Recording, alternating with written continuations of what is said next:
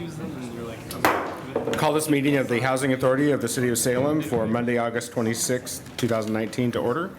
If the recorder will call the roll. Vice Chair Kaiser is absent. Commissioner Anderson? Present. Commissioner Nanke? Here. Commissioner Leung? Absent. She will be here. Okay. Commissioner Osick? Here. Chair Hoy? Here. Commissioner Cook is absent, and in her place, sitting in as guest counselor, is Barbara Fuller. Commissioner Lewis? Here. Thank you. And I'd like to offer a special welcome to our substitute counselor tonight, Barbara Fuller. Thank you for being here. Thank you. And I would like now to invite members of Boy Scout Troop 2 up to the center to do the Pledge of Allegiance. Thank you, Mr. Dirty. Come on up, guys. Flag's right here. Go ahead and lead us. I pledge allegiance To the flag of the United States of America and to the republic for which it stands, one nation, under God, indivisible, with liberty and justice for all. Thank you. Thanks for coming. Good job, boys. They are members of Troop 2 from the First Baptist Church right here in downtown Salem. So glad you came tonight, guys. Commissioner Nanke, do you have a motion on the consent agenda? Thank you, Mr. Chair. I do. I would move the consent calendar with the following pull, 3.3A by Commissioner Anderson. All right. Second. Thank you. And that only leaves the August 12th draft Salem Housing Authority meeting minutes on the consent calendar. Any discussion on the minutes? All those in favor say aye. Aye. Aye. Mr. President, I Sorry? think we forgot, did you mention public comment? Maybe you don't have any. There's nobody signed up. Okay. Thank you. And with that, we will move on to the 3.3A that's been pulled for a special order of business. Commissioner Anderson. Thank you. I move the staff recommendation with respect to resolution number 2250. Could you use your microphone, please? Normally, I don't need one. I move the staff recommendation with respect to resolution 2250. Second. Discussion? Yes, thank you, Mr. President. I had some not concerns, I'm all in favor of this because it's something that is clearly going to be able to provide additional housing vouchers for people who need it. My concern first is, I understand what non-elderly is, but I'm a little uncertain as to what are disabilities. Is that physical disabilities, mental disabilities, and how is that determined? Thank you. I'm Nicole Utz. I'm the housing administrator, and the definition for a disability under HUD's terminology is mental or physical. We typically get that from a physician, physician's assistant, sometimes a psychologist. It's literally a one-page document that they only check whether they meet the definition with the term and the HUD terminology on it.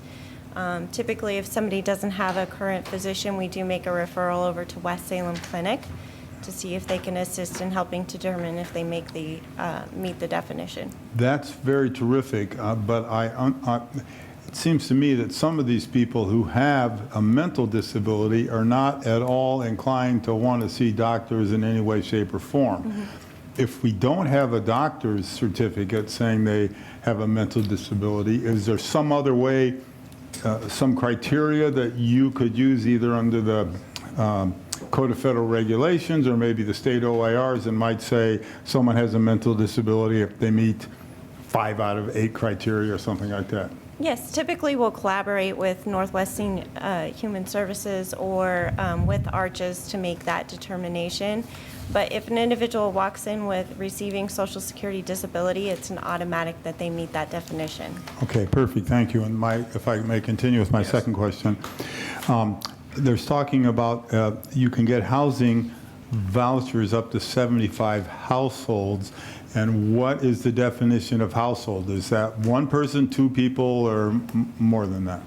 That question does come up often for us. A household is one single individual or a combination of individuals. So theoretically, someone who is on the streets right now and is homeless with a mental disability, a single person between 18 and 64, that person could qualify under this new program? Absolutely. Okay.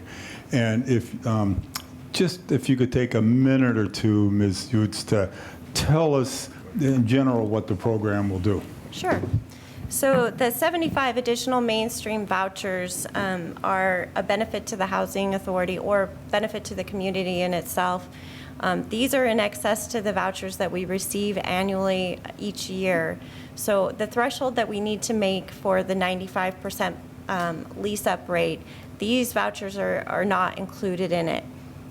We believe this voucher system will help us continue to sustain graduating homeless rental assistance program graduates into the program and off of the program, as well as bringing individuals that don't maybe qualify for the homeless rental assistance program. Maybe they're a victim of domestic violence or some other situation, maybe been recently incarcerated and have barriers. This voucher program will have to have collaboration with a lot of our community partners to receive referrals to make this work. But we're committed to make that happen to get the 75 additional vouchers on the street. Thank you very much. This continues what we talked about at the last SHA meeting about a partnership with developers to provide affordable housing. And I know you will do this, but keep up the good work with this respect, because this is a crucial thing for less fortunate people of our community, and I commend you for what you've been doing. Thank you. And who are some of the community partners that we'll be working with to fill those vouchers? In reference to this one, we have reached out to Center for Hope and Safety for referrals, as well as the ARCHES program. There are various programs that they have for collaboration. Thank you. Did I see Councilor Young's hand? Thank you. I have two questions. Is there a citizenship requirement for participants? They do need to meet the citizenship requirement as any other voucher, so our voucher programs do require that. Okay. Then the second question, like, let's just say that you were able to provide vouchers to these 75 individuals or their families. Do you provide assistance with helping them secure locations too, or is that left to their own devices? So actually, that's part of the collaboration that we have worked with ARCHES on in trying to help with that barrier removal and permanent supportive housing. Our caseload with the Homeless Rental Assistance Program, that's our first, our case manager's first direct to ensure that program works. But then, of course, that's why we've been communicating with them to see if their caseload can handle the barrier if we were able to get them a voucher from going into one of their programs. Thank you. Mm-hmm. Any other questions? Commissioner Henderson? In follow-up to Councilor Leung's, or Commissioner Leung's first question, the citizenship requirement is imposed upon us by the Department of Housing and Urban Development? That's correct. Thanks. Commissioner Nanki? Thank you. I found this staff report fascinating for a different reason, because I do lead-based paint training and certify renovators. HUD, Homeless Rental Assistance Program, are there HUD dollars in it? No. Do we let contractors know, because they can't be in any residential facility that's pre-January 1, 1978, if they're not a certified renovator working for a certified firm? And if it's HUD funded, the rules change and they get into the lead safe housing rule. What's our mix on HUD and not, and do you think we do a good job of letting contractors who are bidding on that know on the upfront, because the finances are much different? Yes, I can tell you that's something we're very strict about as well. I can also tell you that even though they're on the Homeless Rental Assistance Program, we do hold those apartments to HQS standards, because the goal is to keep them in place and go on to the voucher program, not have to move because it doesn't meet the HQS housing quality standards. Excellent. Thanks. Any other questions? All those in favor of the motion say aye. Aye. All those opposed? Motion passes. On to information reports. Thank you. So this month I included in the information report some of the happenings at the Housing Authority that I felt were mentionable.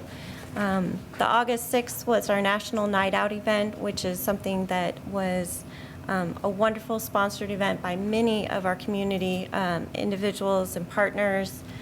There was 30 bicycle helmets provided to children. ID checks were taken. There was music, live music, a DJ. It was a great night, great event. It was attended by not only Parkway Apartments, but the surrounding neighborhood, which is always our goal, to include the surrounding neighborhood into the programs that we have, and help build a better partnership for being a good neighbor. On the back side of it as well, you'll read about the fact that we went to Camp Rosenbaum this July, which is a program that it's a leadership camp for low-income children that come from all over the state of Oregon. And we did send 2 staff personnel to that camp, and we are continuing to support this camp as a great outlet for children in our projects that are anywhere from the age of 9 to 11 and a half. They spend the week, all week long, very busy, horseback riding, arts, crafts, music, you name it. The entire week is packed, and at the end of the week, then they're notified that they've spent the entire week with both law enforcement, fire, and housing authority personnel. That helps build children's relationships with those different entities to show that they can be a partner, and that we're not always in a negative outlook, but we can be in a positive way as well. Commissioner Anderson? Thank you. I'm extremely pleased with this program because it got an opportunity they might not otherwise have. How did you arrive at the number 22? I presume there may have been more people than 22 you would have liked to have placed there. And then if it was sort of a competitive situation, how did you determine which were the 22 young people who would be sent to the camp? So we received the numbers from Camp Rosenbaum themselves. That is based on the statewide participation. The camp was originated by Portland Housing Authority and the Portland Air National Guard by General Rosenbaum. So that's where it initiated. Salem Housing Authority has been involved with it for 35 years, and through the years we started with 5 children. Then we received 10 children, and now we're very gracious to have 22 children, but that does require us to have 3 personnel staffing of our own attend camp. And we do send out applications to all households that have a 9 and 11-year-old that qualifies to go to camp. They do apply. Those circumstances, we take the applications, they're screened by Camp Rosenbaum staff for medical and different things to make sure that they can attend camp. And at that point, the families are notified if they're going to be able to attend camp or not. Typically, we would get about 22 children that apply, so we haven't had to turn anybody down in about the last couple of years. Great, thank you. One more, and then I'm done for at least SHA. I'm interested in the Homeless Rental Assistance Program report you have on page 3, I think, your management report. And it shows that I'm most interested in the the penultimate column on the right-hand side, which says transitioning to Section 8 vouchers. And there's 59 people doing that, which sounds like a good number. Could you explain what that means? And Sure. Is it a good number? Yeah, well, that's an excellent number. 59, actually, as of today, it's 60, have transitioned from the Homeless Rental Assistance Program and graduated on to move to the Section 8 voucher program. So they have fulfilled their 12-month time goal setting and stabilization and have moved on into the voucher program.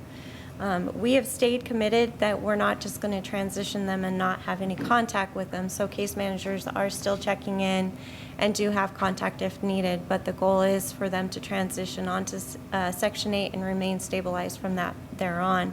They do qualify for that voucher from this point forward. So just to further amplify that, what we're talking about are people, a number of people who are hardest to house folks who are living on the streets of Salem, Yes. who entered the HRAP program and now have moved on to permanent housing. Is that correct? That's correct. That's excellent. Thank you for Yes. that great And work. on another note for the homeless rental assistance that we just want you guys to be aware of it, that presently the Salem Housing Authority Homeless Rental Assistance Program is at 84%. The national average for this is 75 to 91%.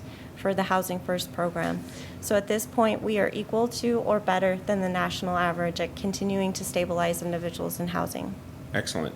And I just wanted to comment on the two things you mentioned earlier. One is Camp Rosenbaum. I'm familiar with that program. It's an amazing program. I'm so glad that you're fully participating in it. And we have so many individuals, so many young individuals from Salem participating. It's really an amazing program.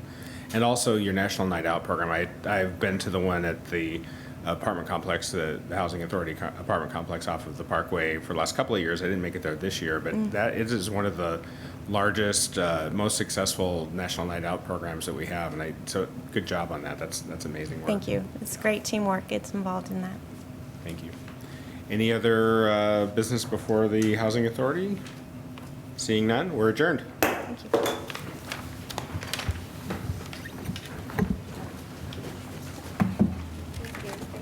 Well done, you survived. Thank you.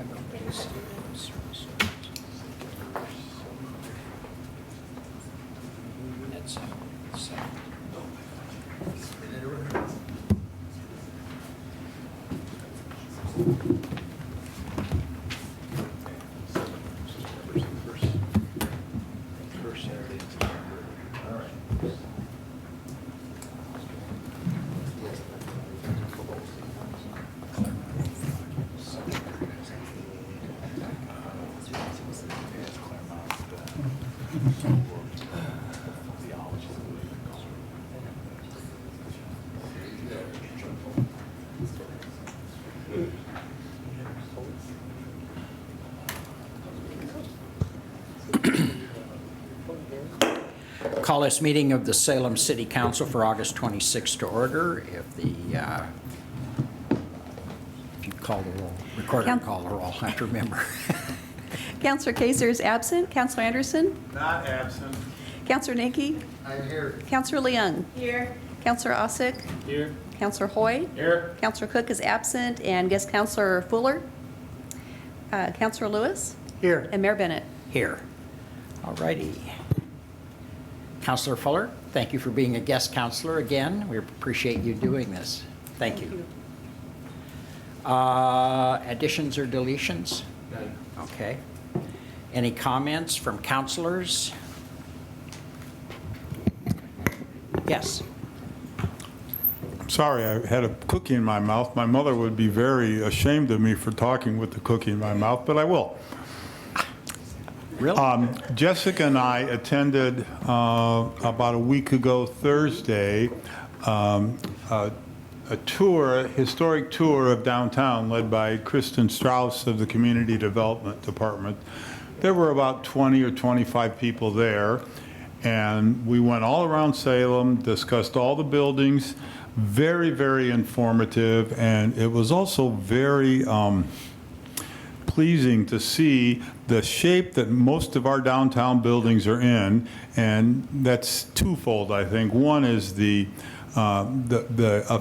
efforts the city has made through urban development and other departments to keep downtown vital and to have the tools in place to do that. And the second thing is the landowners and the business owners downtown who have done a very good job of keeping the downtown vital, and it was just a lovely tour, and I'm glad we went on it, and thanks to Kristen Strauss and the Community Development Department.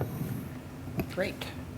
Any other? I have a couple things I want to mention. September 7th, Saturday in the future, will be the beginning of Saturday and late night bus service. I'd encourage if any of you have the opportunity to participate. I know Mrs. Bennett and I intend to ride buses all over town. We're really excited to see this finally occurring. It's good news. So if you can join me, I'd enjoy seeing you there.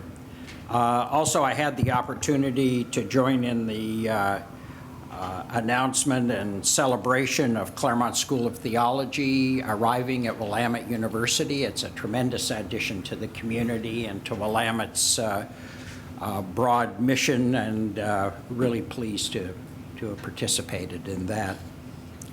Mr. Manager. Thank you, Mayor Bennett. I'd like to, under my manager's comments, recognize someone who I'm grateful he's part of our Salem team, and that's Rabbi Tamarhule. Rabbi has been selected by the Oregon Building Officials Association as the Oregon Building Official of the Year. Rabbi.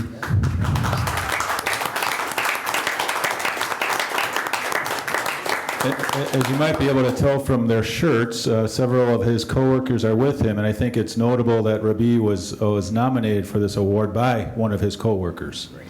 And the reasons for that nomination and that selection are consistent with the feedback that I believe you receive. I certainly receive it. I know Mr. Wright, our community development director, receives it, of really the praise from contractors and developers who work with our organization, and nothing but praise for Rabbi and the staff that he has assembled.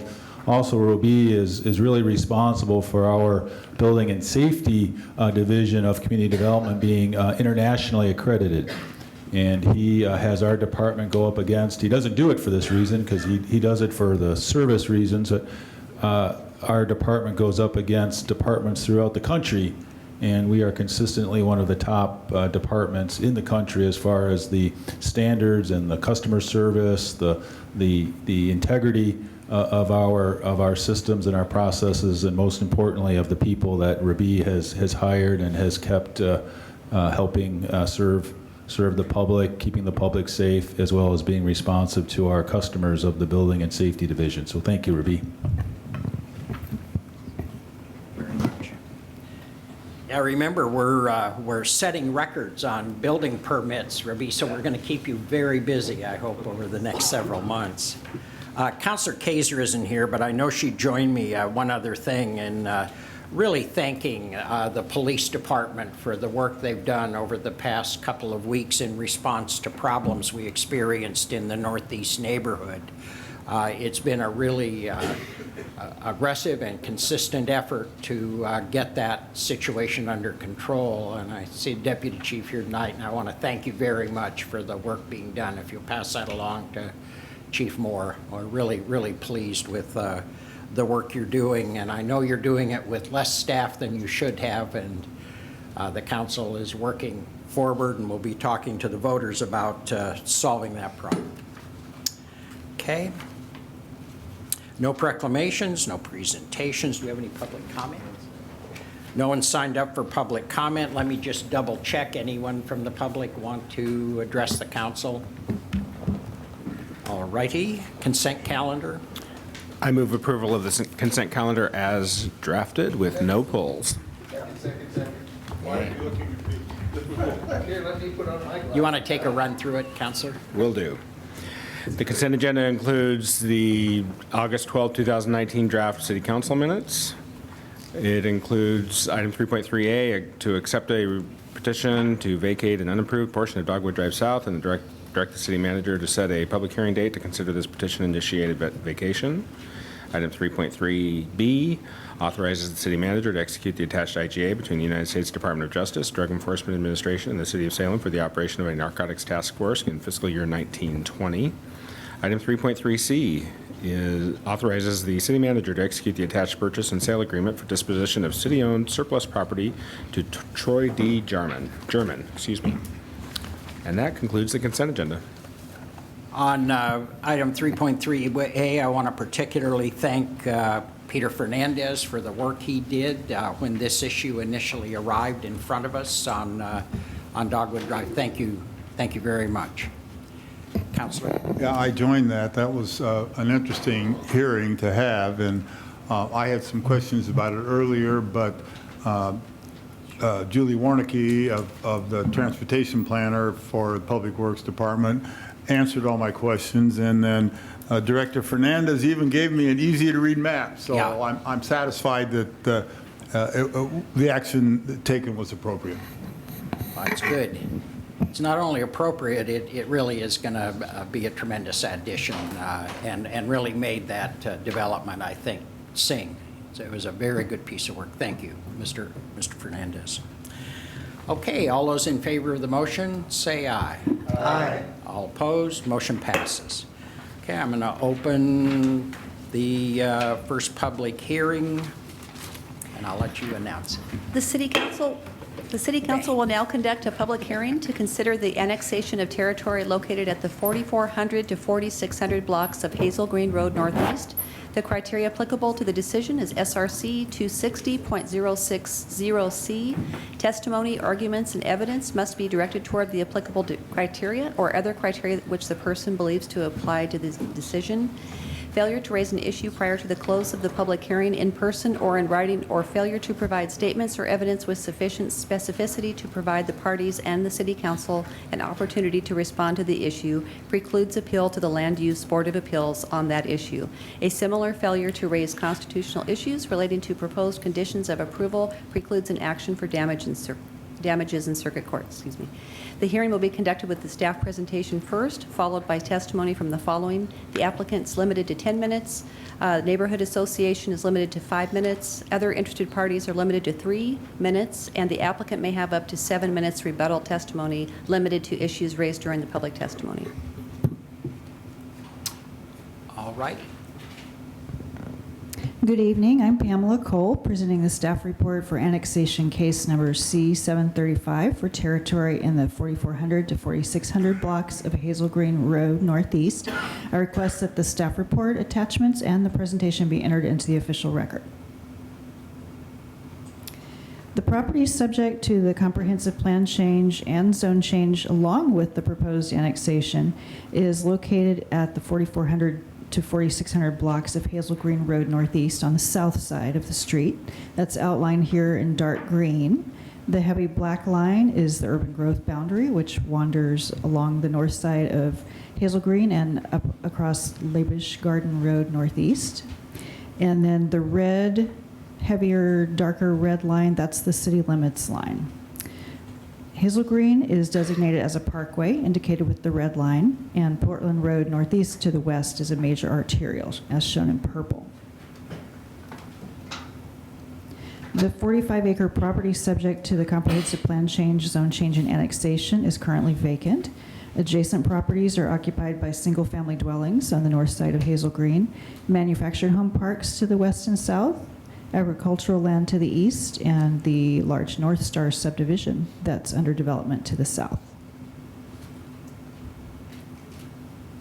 The property is currently designated industrial in the Salem Area Comprehensive Plan, and the applicant, which in this case is the city, is proposing a designation of parks, open space, and outdoor recreation for purposes of a future park development. The surrounding properties are designated multifamily, shown in orange, single family shown in yellow, developing residential shown in light green, and industrial shown in gray. The zoning in Marion County is currently UT20 industrial for this subject property and for some of the other properties to the east. The property outside the UGB up north of Labish Garden Road is exclusive farm use. And inside the UGB on the north side of Hazelgreen, they're zoned UT5, Urban Transition 5. The properties in the city are zoned RM2, shown in orange, RS, shown in yellow. That's RM2, multiple family residential, and RS is single family residential. RM1, a small area to the south, multiple family residential as well. The purple is IC, industrial commercial, over near Portland Road Northeast. And then other properties on the other side of Portland Road are RA, residential agriculture, and a few are general commercial with CG. This is technically a voter exempt annexation because the city, in this case the city manager, acting on behalf of the city, signed the annexation petition. The territory is in the urban growth boundary. It's subject to the Salem Area Comprehensive Plan, and it's contiguous to the current city limits. The annexation may not be referred to the voters, but council retains the authority on whether to annex the territory. Staff found the proposed annexation met the criteria, including consistency with comprehensive plan and statewide planning goals. It allows orderly, efficient, and timely provision of urban services and serves the public interest. In a previous public hearing, the Planning Commission found that the proposed land use designations met the criteria that are applicable.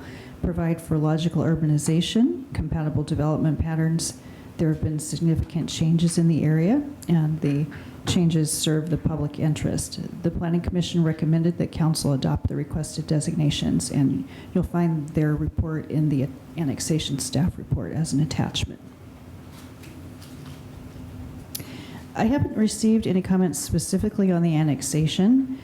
Prior to or at the Planning Commission, we did have a few comments. Northgate submitted comments in opposition, and they indicated that they felt that existing parks are not being maintained and the city's money should be spent on other priorities, including crime prevention, gang elimination, and stopping homeless camps. We had several citizens testify either in writing or at the hearing, and one was concerned that this property might be changed to residential development, which is not the case. There were some questions about whether the soil was contaminated, and staff is aware there were issues on neighboring properties, but have not found any of those on this property. One citizen suggested an ice arena, and it's a little premature because we haven't gone through the master planning park process yet, but he's been encouraged to participate in that. Several citizens were worried about increased traffic, possible noise from the park, possible homeless people living in the park. And also, one was concerned because they've seen some surveyors out in the area and were worried that the road widening might affect their property. As far as we know, that might be something related to the North Star subdivision. It's not related to this proposal. Staff's recommendation then is that council find the petitioners signed a valid triple majority petition and adopt the order and change the comprehensive plan to parks, open space, and outdoor recreation, and the zoning to public amusement, and also withdraw territory from Marion County Fire District Number 1. And that concludes my presentation. Great, thank you. I don't have anyone signed up for public comment. Is there anyone here that wanted to comment on this? Do you have any questions for staff? Anyone?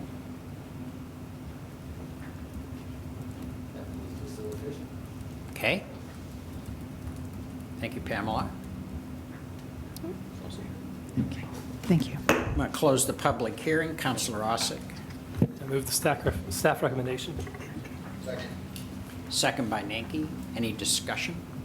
I just appreciate having some open space and when all that housing is going up. So it's gonna. We always like open space, but especially with all those people moving in there. Great. Thank you. Any other discussion? All those in favor of the motion say aye. Aye. All opposed? Motion passes. Okay, we have a second public hearing.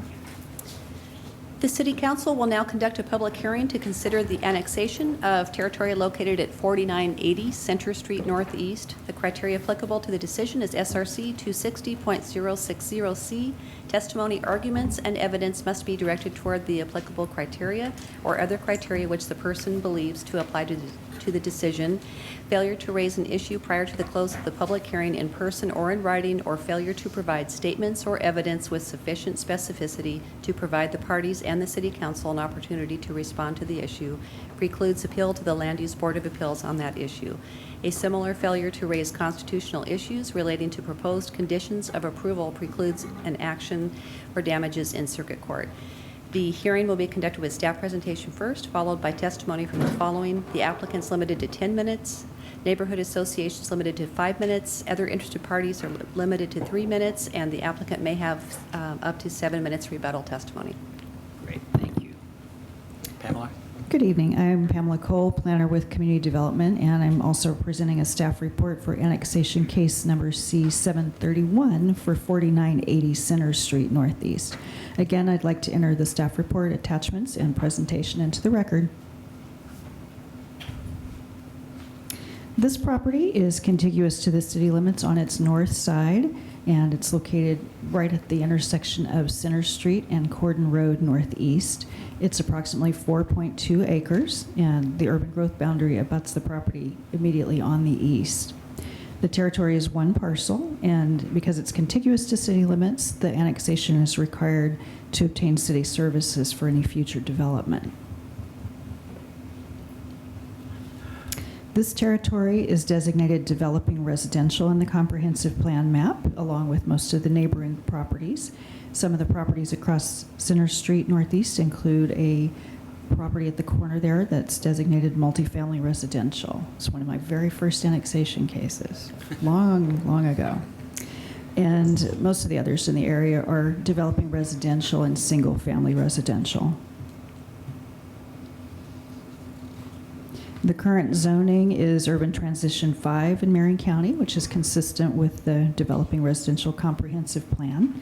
So the territory will automatically be zoned residential agriculture upon annexation, along with some of the properties in the area. Residential agriculture across the street, and the one at the corner is RM1, multiple family residential. In the aerial, we can see there are residential developments on the north side of Center Street there, and most of the properties nearby are currently not developed with much more than single-family dwellings and contain a lot of open area. The subject property, although I didn't show it here, there's an intermittent stream that bisects the property from northeast to southwest. And as you can see, the property is currently covered with vegetation. Again, this one is exempt from the voter approval process because the owners have submitted the petition.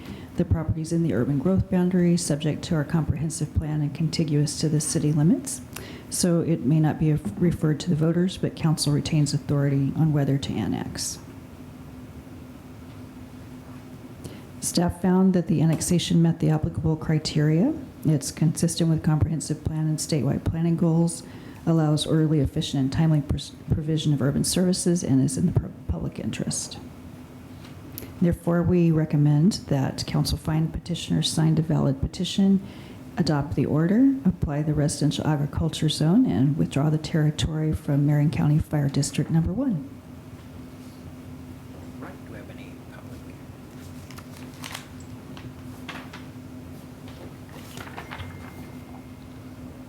Are there any questions? Let me call up Mr. and Mrs. Tron. Would you like to testify? I just wanted to say. You have to come up, I'm sorry.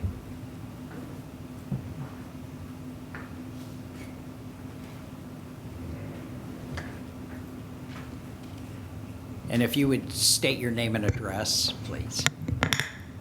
Good evening, Council. My name is Tutui Tron, and my husband Thomas Tron. His legs are not very well, so he kind of walks slowly, so he can stand right by his place.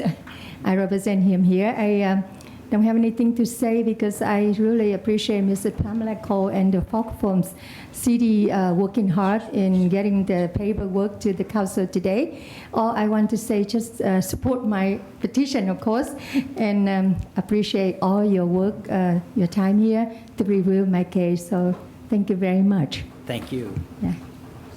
Does Mr. Tron want to testify? We can get a mic to him. I think he asked me to speak on his behalf, Okay, that we great. all have the Thank same you. idea. Thank you. Thank you. Excellent. Any questions? Okay, thank you very much. Thank you. Any questions for staff? Mr. Mayor, I just have one quick one. Did we receive any feedback from the neighborhood associations? I did not on this one. We received comments from the school district and from Marion County, and nothing on file from the neighborhood association. Thank you. Okay. Thank you very much. Yes, Counselor.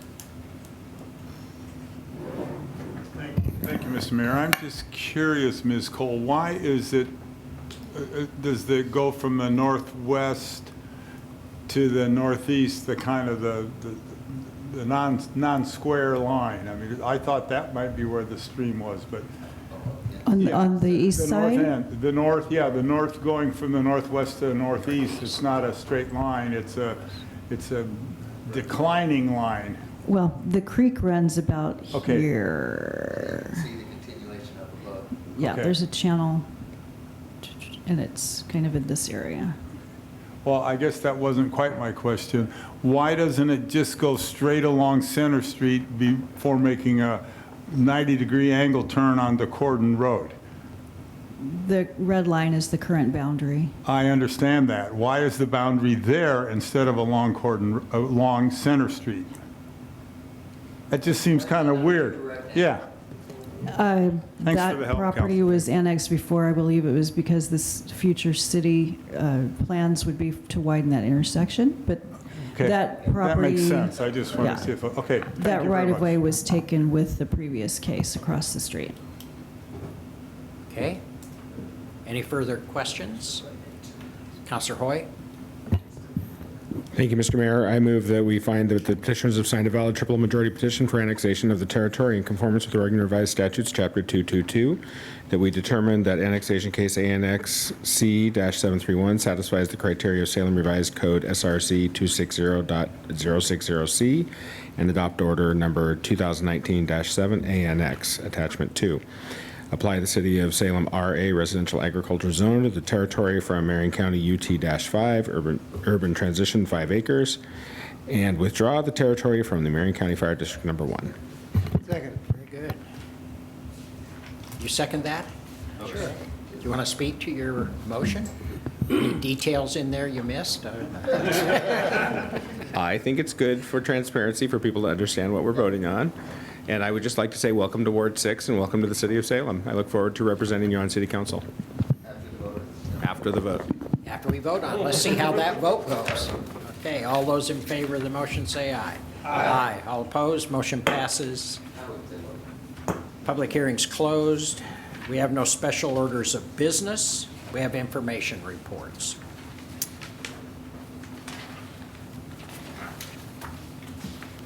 Anybody? Well, at least let Kristen give us the Economic Development Quarterly Report, what is going on out there, Kristen? Kristen Rutherford, Urban Development Director. If you look at the report, you'll see there's a lot of building activity that is going on and a lot of growth in assessed valuation that is occurring in the city. So yes, we're definitely keeping Rabi and his team very, very busy out there. Well, they're gone. They're out being busy. Not everybody's Oh, Claude's still here.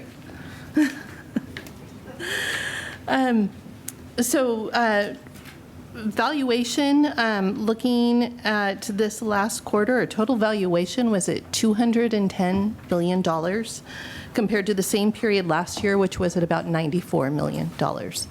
So that's, I saw the city manager grabbing for his mic. That's more than Okay. twice as much. That's a substantial increase. Or is that what the manager was going to say? We've also been very busy in business retention and expansion. The team's been spending a lot of time on startup programs and working with the tech community on startup programs and out there making a lot of business retention calls. They outreached to 97 businesses that last quarter. On the, I guess this is good news, bad news, we had a lot of success with our site revitalization and reuse funds that we had through the feds, and we've used up all of those funds now. So that was really helpful out in the community, helping folks with their phase 1 and phase 2 work. That was a grant, and we intend to apply for that same grant again in the future. There was a lot of value to that program. And then lastly, with our urban renewal grants, that last quarter of the fiscal year was very busy with urban renewal grants as well, with the exception in the North Gateway urban renewal area where we were out of grant funding. But with this new fiscal year, we have grant funds available again and anticipate seeing a lot of projects come in seeking grant support. We have two properties that we're waiting for sort of groundbreaking. Have been cleared. Where are we on the hotel and the residential? The apartments, we just approved grant funding for the micro apartments that will be on the corner of Commercial Street and State Street. They will be breaking ground, I believe, here very soon, this fall. The hotel, our understanding is that they will be breaking ground next summer. Okay. So they're a little bit further out, next summer, next fall. So they've just completed the demolition. They have not come in and asked for any grant funding at this point in time. And the cleanup in Pringle Creek, how are we doing there? Getting rid of, opening the creek? Would you like to provide, we'll ask our Public Works Director to provide an update on where that project is. Doing great. Doing great? I could have said that.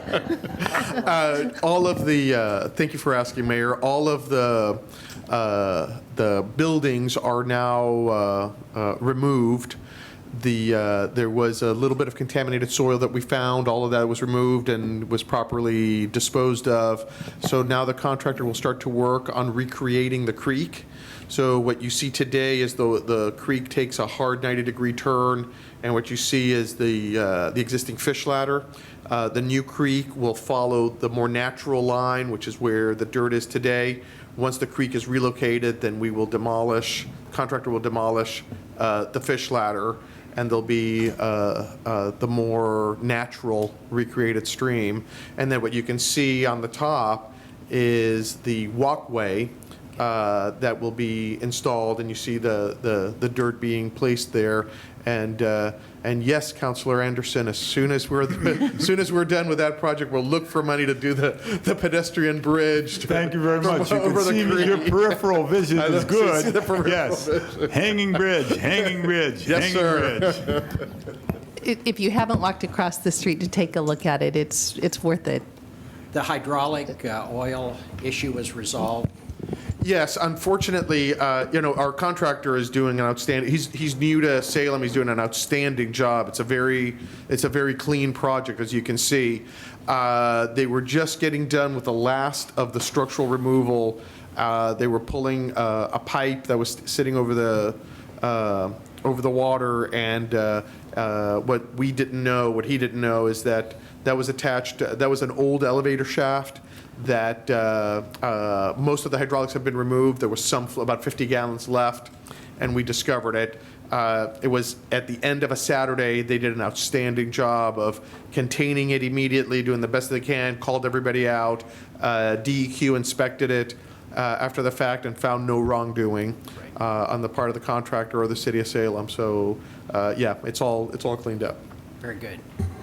Any other questions on this? How's our water doing this year? How's our water quality? Thank you for asking. I know it has nothing to do with that. The mayor hates ending a meeting early. That happened last Monday as well. So, we are starting to see, let me start by saying that we've been battling toxins all summer. And the toxins have been very, very high up on the reservoir as we've been testing all season long. And they have been very high coming into the plant. The improvements that we put in place, the interim improvements, have all been working. We've had no toxins coming out of the plant. We are starting to see toxin levels coming in that are below health advisory level. If we get 5 days in a row of below advisory level, then we can stop the powdered activated carbon treatment. So we're having our fingers crossed. We're almost there. Once we see that has stabilized and no more toxins are coming in, we'll make a public announcement and declare victory for this year. Okay. Excellent. And I'd like to point out that you did not stray off topic. That is mentioned on page 2, paragraph 3. Oh, the outreach sorry. and communication that we've been doing on that subject. Okay. Well, good. So it's all together. So it was appropriate to ask. Totally appropriate. Good. I just was curious. Okay. Anything else? All righty. Thank you very much. I don't see any other public comment. No one signed up. Anyone want to address the council? Okay. That's it. We are adjourned.